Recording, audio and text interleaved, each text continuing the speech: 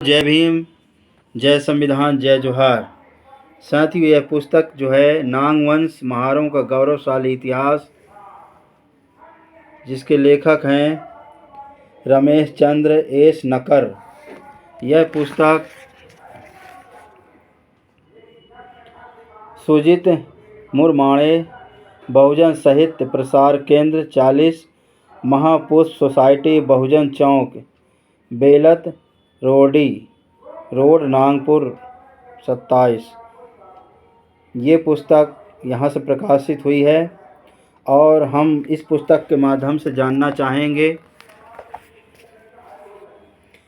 कलचुरी कालीन महार नांग, अर्थात कलचुरी शासन काल में जो राजा महाराजा हुए उससे संबंधित हम जानकारी लेंगे।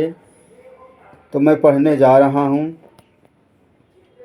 इस समय महेशपति में कलचुरियों की सत्ता थी। इन्होंने गणतंत्रवादी इतिहास में अपना स्थान अबाधित रखा। इतिहासकार कलचुरियों को विदेशी घोषित करते रहे, लेकिन वे कौन प्रदेश से आए यह बताने में वे असमर्थ रहे। इन्हीं विदेशी घोषित करता उनकी एक विशैली व्यूह रचना का एक भाग था। यदि कलचुरी विदेशी नहीं होते तो आखिर कौन थे? कलचुरी अनार नांग वंश से पृथक किए गए लोग हैं। वे अनार होने से वैदिकों ने उन्हें कलचुरी अर्थात सियार वंश के लोग कहा है। क्या आपको विदेशी इतिहास में कहीं पर सियार वंश दिखाई दिया है? कलचुरियों को सियार, सई, हई, सईयाऊ, हैया तक कहा गया है। यदि कलचुरी नागवंशी बुद्धिस्ट नहीं होते तो उनका महेशपति से टिक पाना संभव नहीं होता।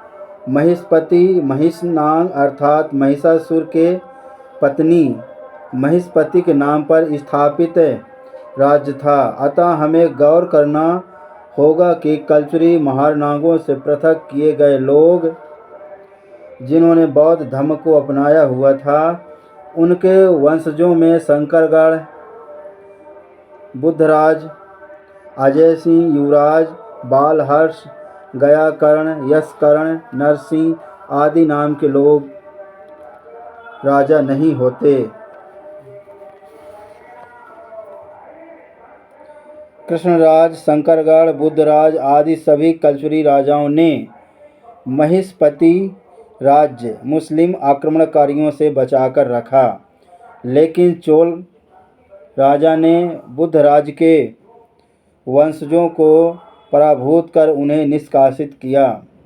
अतः वे चेदियों के बघेलखंड में प्रवेश कर गए, लेकिन राज्य छीन लिए जाने के डर से चेदियों ने उन्हें प्रवेश नकारा।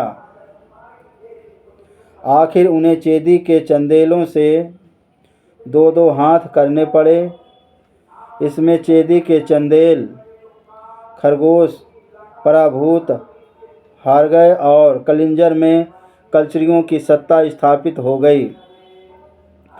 कलचुरी सत्ता के समय तिवर में त्रिपुरी, तेवर, बोधि गणराज्य था। फिर कलचुरियों ने बोधि वंश को हराकर तिवर में अपनी राजधानी बनाई। आगे उन्हें गढ़मंडला के अधीन रहकर राज्य करना पड़ा। कलचुरियों ने ईस्वी सन 735 से 1183 ईस्वी तक सत्ता संभाली, किंतु मुस्लिमों को पांव गढ़ने नहीं दिए और ना ही वे मुस्लिम बने और ना ही हिंदू। इनके राजाओं के सिक्के और ताम्रपत्र प्राप्त हो चुके हैं। कलचुरी बौद्ध त्रिरत्नों को तलवार की धार मानते थे। वे बुद्ध को उनके गण भाषा में बूढ़ा पेन यानी बुद्ध भगवान मानव जाति का आदि मध्य अंत में कल्याणकारी अर्थात शिव और संसार में बुद्ध महाकरुणिक होने से उन्हें अपनी भाषा में भोला भंडारी संबोधित करते थे। तो साथियों,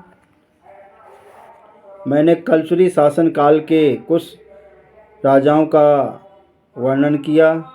इसके बाद में मैं भाग 2 में अगला वीडियो कल्चुरी शासन के इतिहास का वर्णन करूंगा। तब तक के लिए आपको वीडियो देखने के लिए धन्यवाद।